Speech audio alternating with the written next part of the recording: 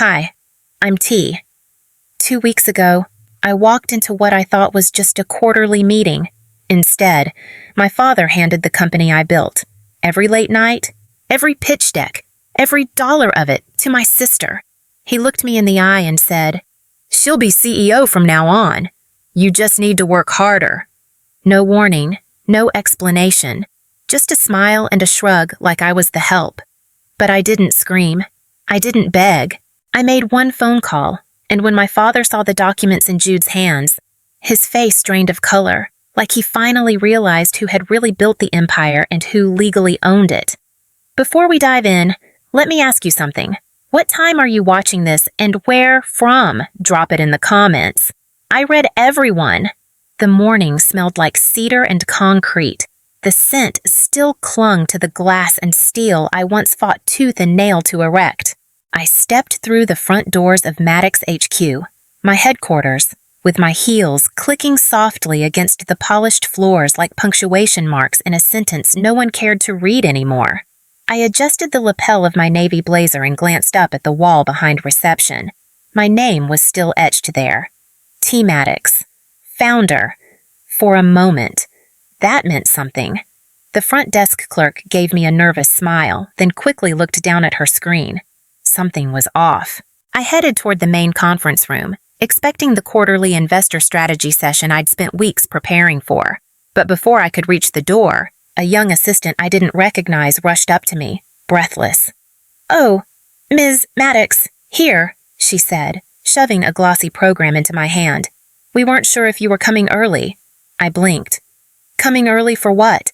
She was already gone. I looked down. CEO Transition Ceremony Honoring Legacy, Embracing the Future. The font was bold, dramatic. I skimmed the list of speakers: Leora Maddox, Victor Maddox, Eleanor Maddox. My name was buried in small print: T. Maddox, founder. No speech slot, no continuing leadership mention.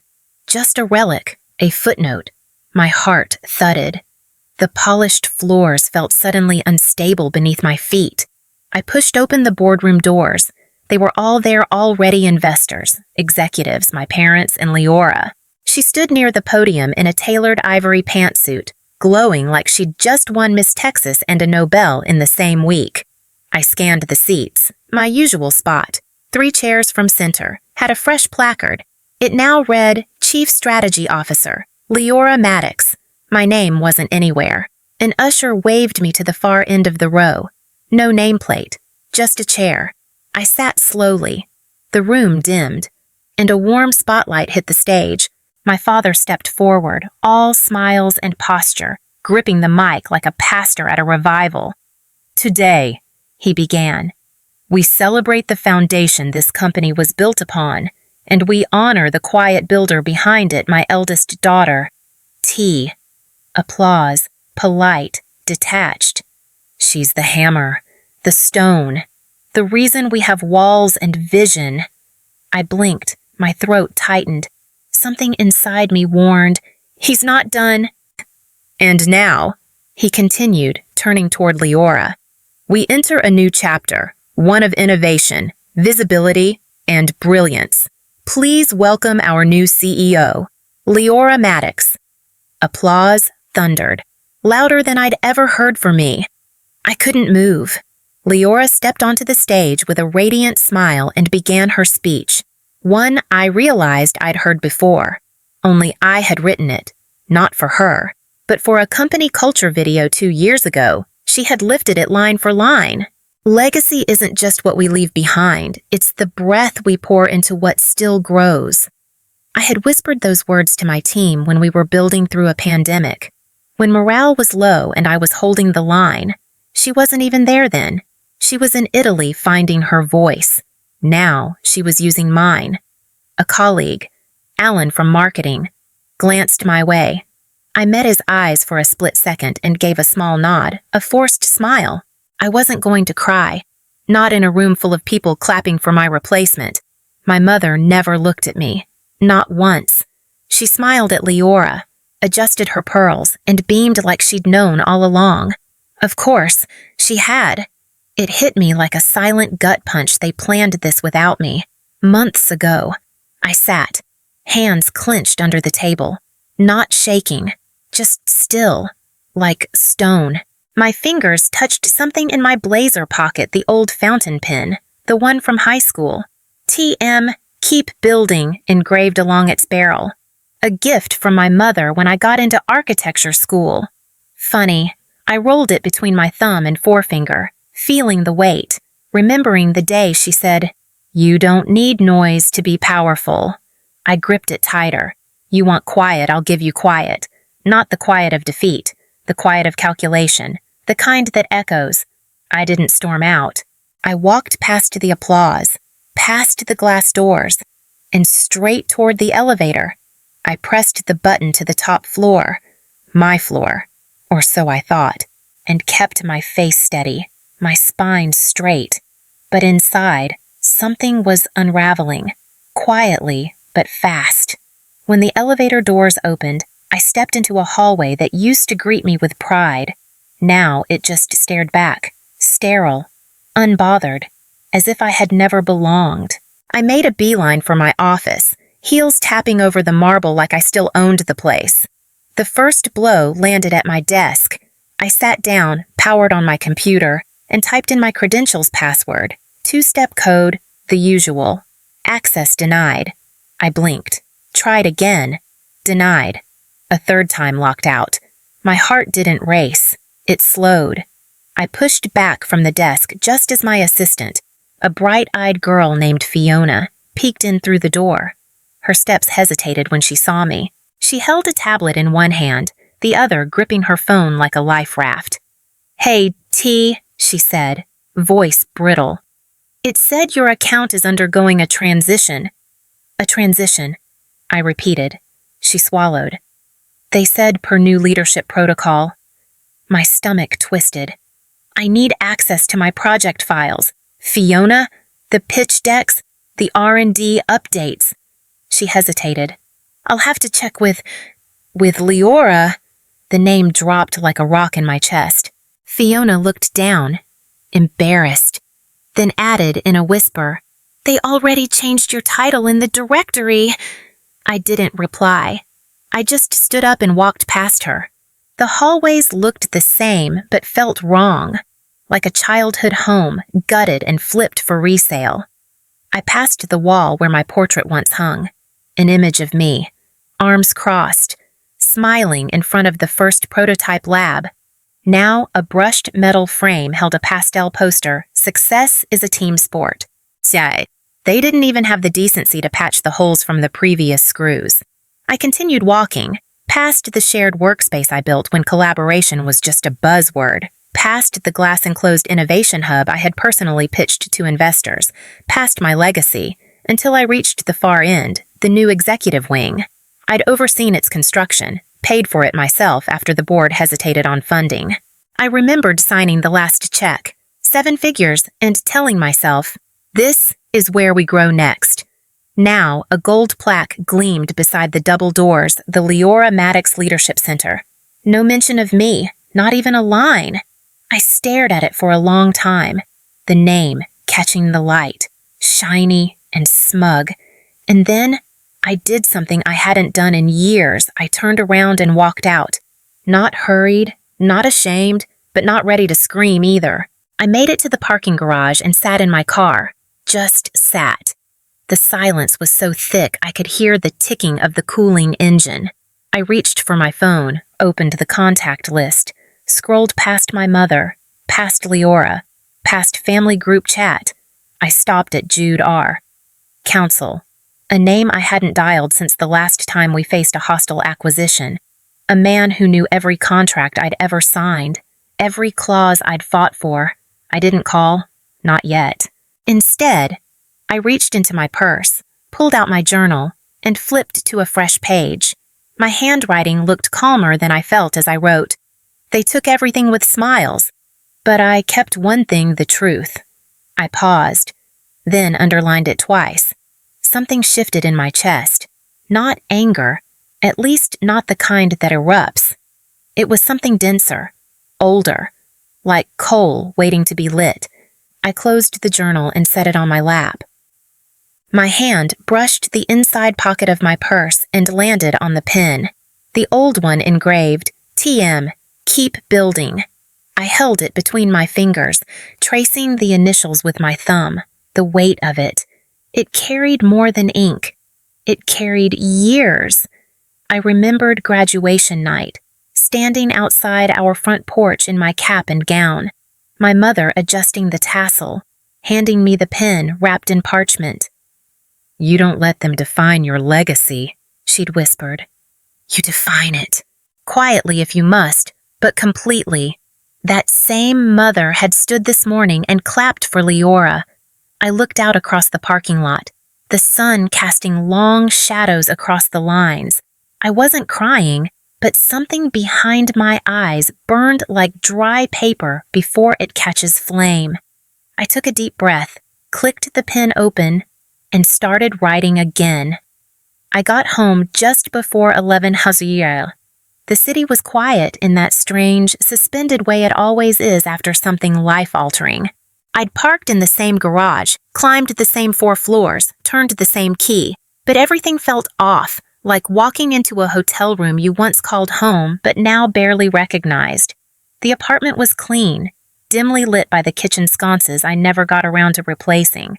I slipped off my shoes by the door and stood there for a moment, coat still on, bag still hanging from my shoulder. I didn't want to move, didn't want to sit, as if the air itself was waiting for me to figure something out before I was allowed to rest. Eventually, I made my way to the small desk in the corner of the living room. I didn't bother turning on the lamp. I reached into the bottom drawer and pulled out an old leather folder, worn at the edges, creased from years of being shoved into briefcases and forgotten under conference notes. I had tossed it in the glove box 2 years ago, meaning to file it properly, but never did. Funny how life lets you procrastinate on everything except betrayal. I flipped through pages of stock agreements, trademark certificates, LLC filings. The smell of aged paper and printer toner clung to everything. Then I saw it, founder role revision, Maddox & Co., typed neatly across the top of a single page. My name just below it, T. Maddox. And then there it was, my signature at the bottom. A slow, pulsing heat crept up my neck. I picked up the page, brought it closer to the light from the kitchen. No one ever calls it what it is. They call it streamlining, or succession clarity, or foundational structure. But this was a handover. This was the moment I unknowingly signed my own eraser. And I remembered exactly when I did it. I was 26, riding the high of our second investment round. Burnt out but proud, my eyes still full of what we were building. We were in Dad's study. He handed me the form with a smile and a glass of Pinot. "It's just legal housekeeping, sweetheart," he said, tapping the paper with his pen. "You'll always be my partner. This is just to make sure your sister's role is clear to the board." Clear. He'd said it like I was already protected. I remembered feeling tired that night. I didn't read the fine print. I wanted to trust him. I needed to believe that being his daughter still meant something beyond biology. Now that trust felt like something sticky on my skin, and I couldn't scrub it off. I set the page down and stood up, needing air. I moved toward the window. The skyline blinked back at me, indifferent. And then, like someone whispering behind my ear, a memory flickered. A party last year. We were hosting a fundraising gala at the rooftop of a boutique hotel downtown. I was in the hallway near the restrooms, fixing the clasp on my bracelet. I heard them, Leora and her friend, giggling behind the bathroom door. "She builds. I brand." Leora laughed. "She won't even notice what I'm taking." There was a pause, then more laughter. Wine laughter, champagne confidence. I remember chuckling at the time, brushing it off. I told myself it was sibling banter, just noise not worth feeding. Now it played back like a confession dressed in lipstick. I returned to the desk and sat. The legal form sat there like a crime scene. I picked up my pen, the one Mom gave me at graduation, and started jotting notes on a notepad.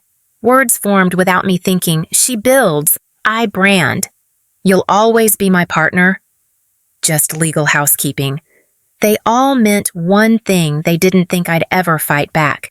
They thought I'd keep building while they renamed every brick I laid. I leaned back and stared at the ceiling, heart steady but slow. Then, almost without thinking, I grabbed my phone and opened the Messages app, scrolled down Jude R. Counsel. I tapped the number. It rang once, then again. He picked up with the same voice I remembered from years ago, calm and direct. "I was wondering when you'd call," he said, and I exhaled. The sound caught somewhere between relief and fire. Morning light filtered through my blinds in thin, slanted stripes, like prison bars painted gold. I hadn't slept. I didn't need sleep. I needed answers.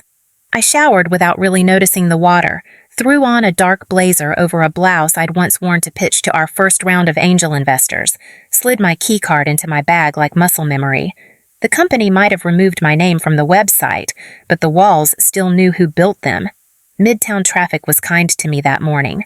It was barely past 800 a.m. when I pulled into the garage beneath Maddox and Copley's headquarters. The same security guard nodded at me out of habit, then hesitated, his eyes darting down to his walkie. I nodded back without breaking stride. The lobby smelled like polished stone and lavender diffuser oil.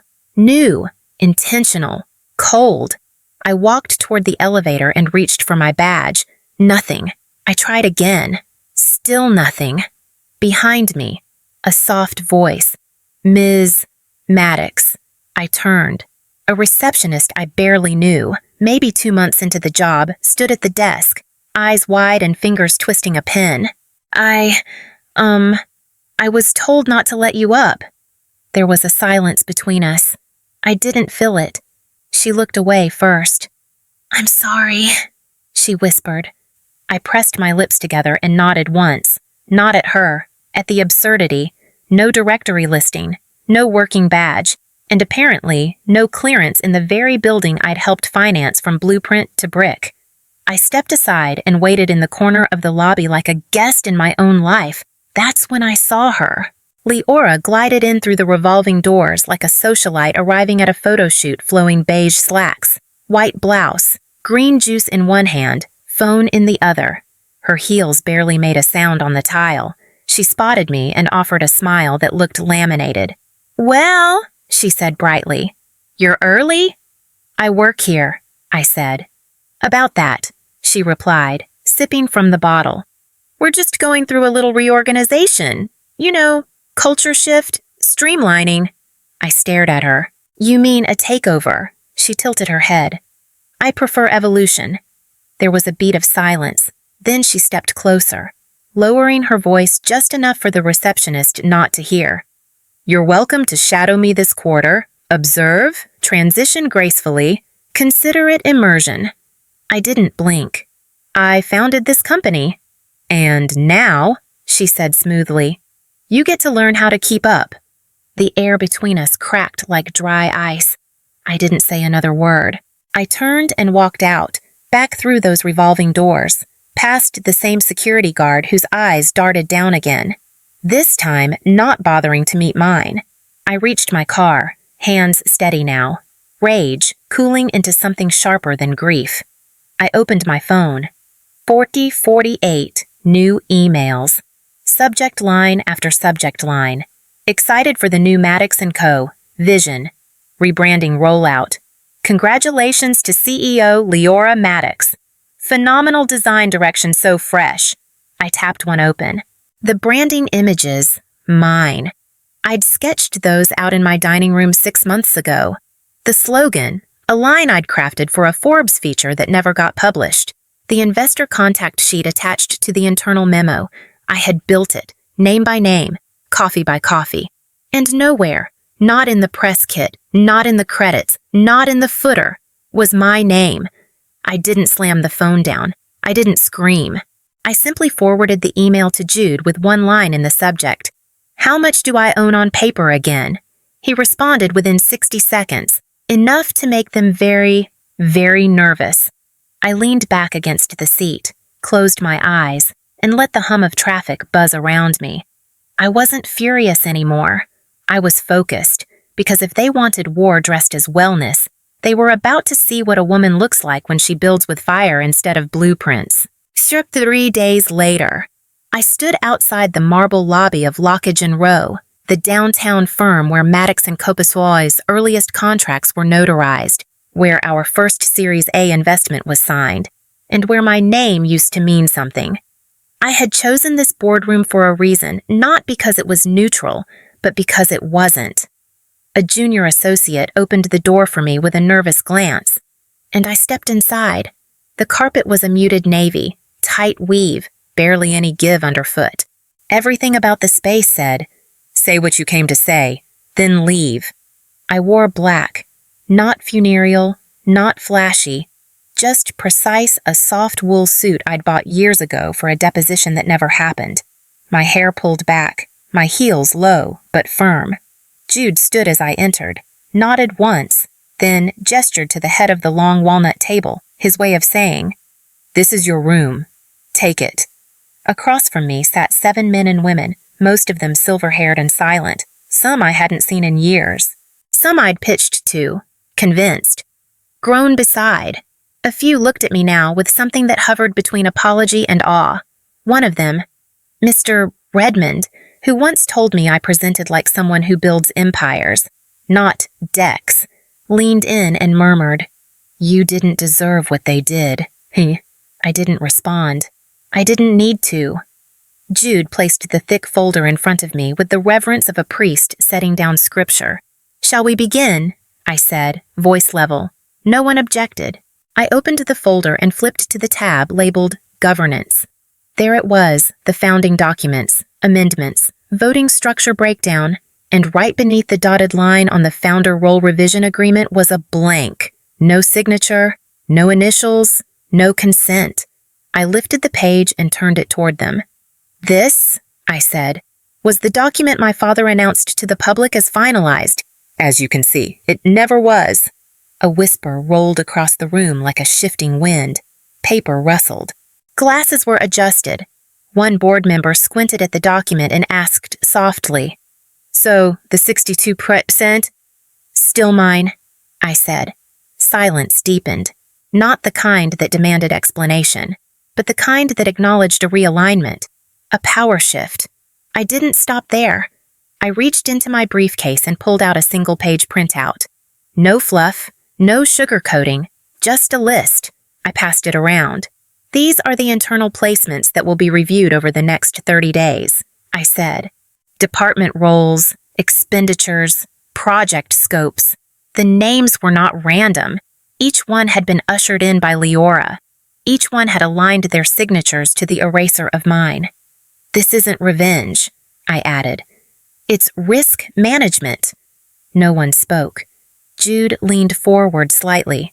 "Ms. Maddox is exercising her rights as majority stakeholder. The board's fiduciary obligation is to uphold the integrity of the company, not protect familial bias." Redmond cleared his throat. "What about the PR hit?" "I'll handle that," I said. Truth always makes better press than denial. I let the silence stretch until the weight of it pressed into the grain of the table. Then I stood. Before gathering my things, I looked each of them in the eye, not with fury, but with the calm that comes after the flood.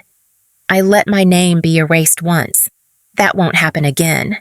The room stayed still as I walked out, the echo of my heels slicing through their disbelief. I didn't look back, but I knew this wasn't over.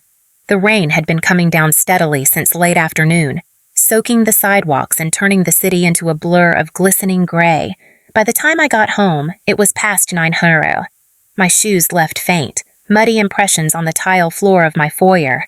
I dropped my coat on the hook, poured a glass of water, and walked toward my home office, the one place that still felt like mine, until I saw it. There on the floor, in front of my door, was a red, sealed envelope. No postage, no return address. Just my name in thick, angular strokes, like someone had carved it with intent. I bent down, picked it up, and stared at the wax seal. It was the same crest my father used on our company's founding letterhead. I didn't sit. I didn't move. I opened it right there, standing barefoot in my hallway, a single sheet cease and desist from Maddox and Cohen, signed by his attorney. Effective immediately. You are to cease all hostile business activity targeting Maddox and Cody and its executives, or face civil injunction. I reread the line 3 times, but the words didn't shift.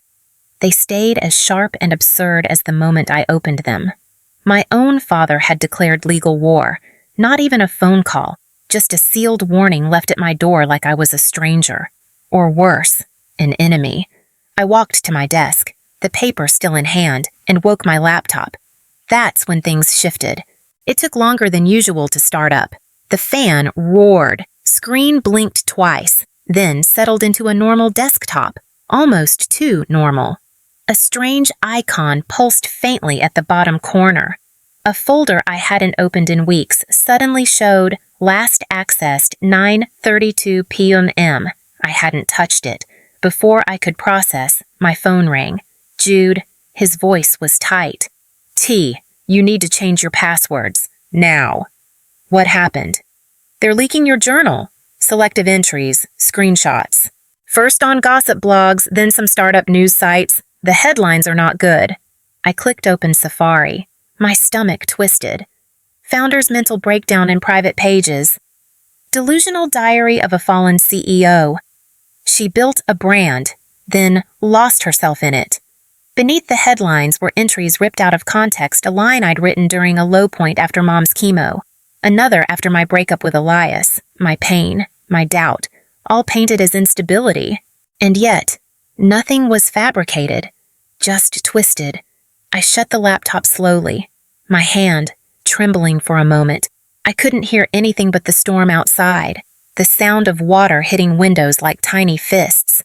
I walked into the kitchen and stood in front of the tall mirror, leaning against the wall. My reflection stared back, tired, damp, bare-faced, but not broken. In my other hand, I still held the cease and desist. So they want war, I said softly. I turned, walked to the printer in the corner of the room, and opened a blank document. I typed one sentence, just one. The day they erased me, I started taking notes. I printed it. Plain black ink. I took the page, slid it into a clear folder, and laid it on top of the red envelope. That was my answer. I wouldn't shout, I wouldn't spin, I'd let the truth speak, and I'd make sure they'd hear it, every word, and now they'd learned just how thorough those notes were. The morning after the storm, I walked into Jude's office. No makeup, no apology, just a folder, a phone, and the kind of silence that carried more weight than 1,000 words. He didn't ask how I'd slept. We both knew the answer. He slid the manila folder toward me. They're in, he said. Every share, every document, every shell layer verified. The holding structure is officially under your name.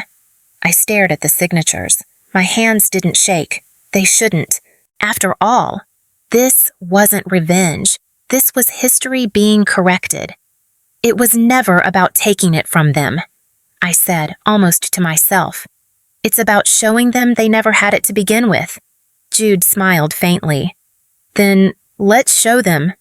The sun dipped low behind the skyline as I stepped out of the car in front of the peninsula. Friday evening, charity gala. Cameras already blinking to life outside the revolving doors. I knew the floor plan by heart. The ballroom had been the site of our first investor dinner, back when Maddox and Kodik was still just an idea scribbled on cocktail napkins. Now it looked like a coronation. Inside, everything glittered in silver and white. My father was already seated near the front, a custom lapel pin catching the light. Celine, in a champagne silk gown, was laughing at something one of the hosts said, her fingers toying with a crystal flute. She didn't see me, or maybe she didn't recognize me in the black velvet dress I wore. Not flashy, but sharp, deliberate. People stared, but not the way they used to. Not with sympathy, with uncertainty, as if trying to remember which side of the war I was on. I took my seat in the 4th row.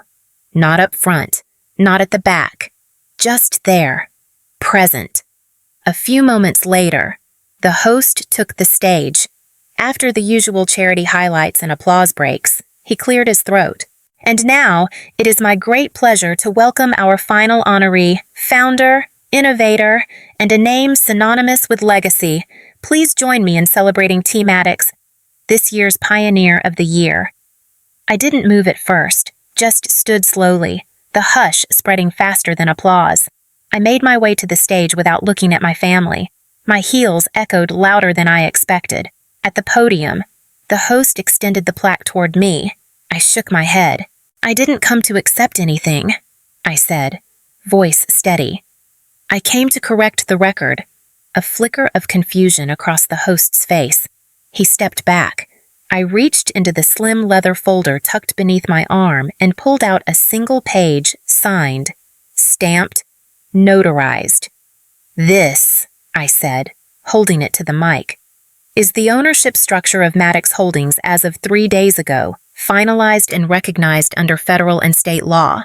I turned my gaze slowly toward the front row. "My sister was never CEO, not legally, not financially, not in any universe where truth matters." Gasps rippled like thunder through the room. Celine stood abruptly, face flushed. "That's a lie," she snapped. "Dad, tell them." But he didn't stand. He stared at the paper in my hand like it had just started burning. She turned back to me. "You signed the revision years ago. I saw it." I smiled quietly. "No, Celine, you saw a draft. What you never saw was the final version, the one I never signed." I looked back at the audience. "The truth is simple. The structure you praised, the brand you admired, the investors you've invited tonight, they were mine. I didn't build it for credit. I built it because I believed in something bigger than my own name. But since that name has been dragged, erased, and exploited, tonight, I reclaim it." The silence in the room wasn't empty. It was charged, like the moment before a lightning strike. And just as I turned to leave, I leaned into the mic one last time. And then I said it, the words that made the whole room gasp. I didn't inherit this company. I built it, and for the last 8 years, I've been funding it alone. The silence that followed wasn't polite. It was stunned. One of those moments where even the champagne stops bubbling. I stepped back from the podium, handed the microphone to the stunned host, and walked off stage. By the time I reached the hallway, my phone was already buzzing texts. Dozens, then hundreds. A junior staffer, barely out of undergrad, had recorded the entire speech from her seat near the back and uploaded it to TikTok within minutes.